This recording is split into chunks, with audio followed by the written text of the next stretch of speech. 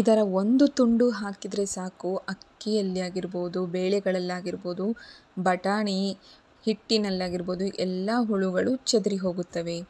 ನಮಸ್ಕಾರ ಸ್ನೇಹಿತರೆ, ನನ್ನ ಚಾನಲ್ಗೆ ನಿಮ್ಮೆಲ್ಲರಿಗೂ ಸ್ವಾಗತ.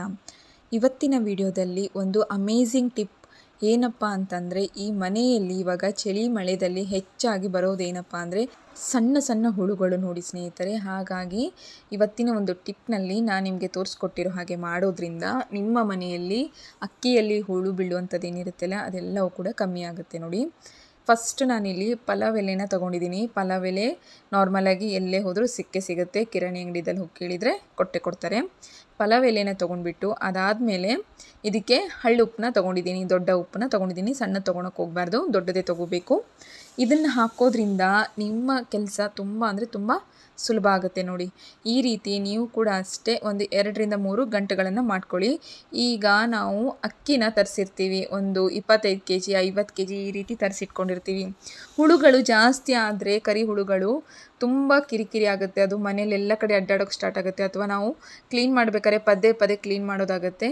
ಸೊ ಹಾಗಾಗಿ ಈ ರೀತಿ ಕಷ್ಟ ಆಗಬಾರ್ದು ಅನ್ನೋ ಹಾಗಿದ್ದರೆ ಸಿಂಪಲ್ಲಾಗಿ ನಾನು ನಿಮ್ಗೆ ತೋರಿಸ್ಕೊಟ್ನಲ್ಲ ಅದೇ ರೀತಿ ನೀವು ಒಂದು ಬಟ್ಟೆಯಲ್ಲಿ ಕಟ್ಬಿಟ್ಟು ರಬ್ಬರ್ ಬ್ಯಾಂಡ್ ಸಹಾಯದಿಂದ ಹಾಕಿ ಇಟ್ಕೊಂಡ್ಬಿಡಿ. ಈಗ ಅಕ್ಕಿ ಹಿಟ್ಟಿನಲ್ಲಿ ಕೂಡ ಹಾಕಿ ತೋರಿಸ್ಕೊಡ್ತಾ ಇದ್ದೀನಿ ನೋಡಿ. ಹಾಗೆ ನೆಕ್ಸ್ಟ್ ಟಿಪ್ ಬಂದುಬಿಟ್ಟು ಏನಪ್ಪ ಅಂತಂದರೆ, ಈಗ ನಾವು ಏನಾದರೂ ಉಪ್ಪು ಏನಿದೆ ನೀರು ಬಿಟ್ಕೊಂಡು ಬಿಡುತ್ತೆ, ಹೌದಲ್ವಾ? ಈ ರೀತಿ ಉಪ್ಪು ನೀರು ಬಿಟ್ಕೊಂಡಾಗ ಪಲಾವ್ ಎಲೆ ಏನಿರುತ್ತೆ ನೋಡಿ ಅದನ್ನು ಹಾಕೋದ್ರಿಂದ ನೀರನ್ನು ಹೀರ್ಕೊಂಡು ಬಿಡುತ್ತೆ. ಈ ಒಂದು ಸಿಂಪಲ್ ಟಿಪ್ ನಿಮಗಾಗಿ. ನೆಕ್ಸ್ಟ್ ಟಿಪ್ ನಿಮಗೆ ತೋರಿಸ್ಕೊಟ್ಟಿದ್ದೀನಿ ನೋಡಿ. ಅವಾಗೆ ಹುಳುಗಳು ಜಾಸ್ತಿ ಆಗಿದ್ದಾವೆ ಅಂತ ಹೇಳಿದ್ನಲ್ವ ನಿಮಗೆ. ಕಾಳುಗಳಲ್ಲಾಗಿರ್ಬೋದು, ಅಥವಾ ಈ ಅಕ್ಕಿದಲ್ಲಾಗಿರ್ಬೋದು, ಅಥವಾ ಜೋಳದಲ್ಲಾಗಿರ್ಬೋದು, ಅಥವಾ ಈ ಅಕ್ಕಿ ಹಿಟ್ಟಿನಲ್ಲಾಗಿರ್ಬೋದು, ಹೆಚ್ಚಾಗಿ ಹುಳುಗಳು ಆದಾಗ ನಮಗೆ ತುಂಬ ಕಿರಿಕಿರಿ ಅನಿಸುತ್ತೆ. ಆ ರೀತಿ ಕಿರಿಕಿರಿ ಆಗಬಾರ್ದು ನೋಡಿ. ಇಲ್ಲೆಲ್ಲ ಹೇಗೆ ಅಡ್ಡಾಡ್ತಾ ಇದ್ದಾವೆ ನೋಡಿ, ನಾನು ನಿಮಗೆ ತೋರಿಸ್ಕೊಟ್ಟಿದ್ದೀನಲ್ವ.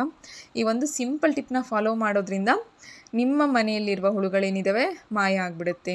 ಫಸ್ಟಿಗೆ ತಂದಾಗೆ ನಾವು ಎಷ್ಟೇ ಕ್ಲೀನ್ ಮಾಡಿಟ್ಟರು ಕೂಡ ಹುಳುಗಳು ಹೆಚ್ಚಾದಾಗ ಈ ಮಳೆ ಚಳಿದಲ್ಲಿ ಜಾಸ್ತಿ ಆಗುತ್ತೆ. ಹಾಗಾಗಿ ಅದನ್ನು ಫಾಲೋ ಮಾಡಿ. ನೆಕ್ಸ್ಟ್ ಬಂದುಬಿಟ್ಟು ಈ ಮಕ್ಕಳು ಸ್ಕೂಲಿಗೆ ಹೋಗ್ತಾ ಇದ್ದಾರೆ ಅಂತಂದರೆ ಫಸ್ಟ್ ಪ್ರಾಬ್ಲಮ್ ಬರೋದೇ ಆಟ ಆಡ್ಕೊತಾನೋ ಏನೋ ಗೊತ್ತಿಲ್ಲ, ಈ ಗಂಡು ಮಕ್ಕಳಿರೋ ಮನೆಯಲ್ಲಿ ಜಿಬ್ಗಳೇನಿದ್ದಾವೆ ಲೂಸ್ ಆಗಿಬಿಟ್ಟಿರ್ತವೆ, ಅಥವಾ ತುಂಬ ಅಂದರೆ ತುಂಬ ಓಪನ್ ಆದರೆ ಹಿಂದಿಂದ ಮತ್ತೆ ಓಪನ್ ಆಗ್ತಾ ಇರುತ್ತೆ, ಆ ರೀತಿ ಆಗುತ್ತೆ. ಸ್ಮೂತ್ನೆಸ್ ಕಮ್ಮಿ ಆಗಿಬಿಟ್ಟಿರುತ್ತೆ. ಸೊ ಹಾಗಾಗಿ ಈ ಒಂದು ಸಿಂಪಲ್ ಟಿಪ್ನ ಫಾಲೋ ಮಾಡೋದ್ರಿಂದ ಮಕ್ಕಳ ಜಿಬ್ಬೇನಿದೆ ಕ್ಲಿಯರ್ ಆಗಿರುತ್ತೆ, ಸ್ಮೂತಾಗಿರುತ್ತೆ. ಇದಕ್ಕೆ ನಾನಿಲ್ಲಿ ಕೊಬ್ಬರಿ ಎಣ್ಣೆನಷ್ಟೇ ಯೂಸ್ ಮಾಡ್ತಾ ಇರೋದು. ನೀವು ಬೇಕಾದರೆ ಇದಕ್ಕೆ ವ್ಯಾಸ್ಲಿನ್ನ ಯೂಸ್ ಮಾಡ್ಕೋಬೋದು. ವ್ಯಾಸ್ಲಿನ್ ಯೂಸ್ ಮಾಡೋದ್ರಿಂದ ಕೂಡ ಅಷ್ಟೇ ಸ್ಮೂತ್ನೆಸ್ ಬರುತ್ತೆ, ಜಾಸ್ತಿ ಗಟ್ಟಿಯಾಗಿರೋಂಗಿಲ್ಲ, ಸ್ಮೂತಾಗಿ ಲೂಸಾಗಿ ಹ್ಯಾಂಡಲ್ ಮಾಡ್ಕೋಬೋದು.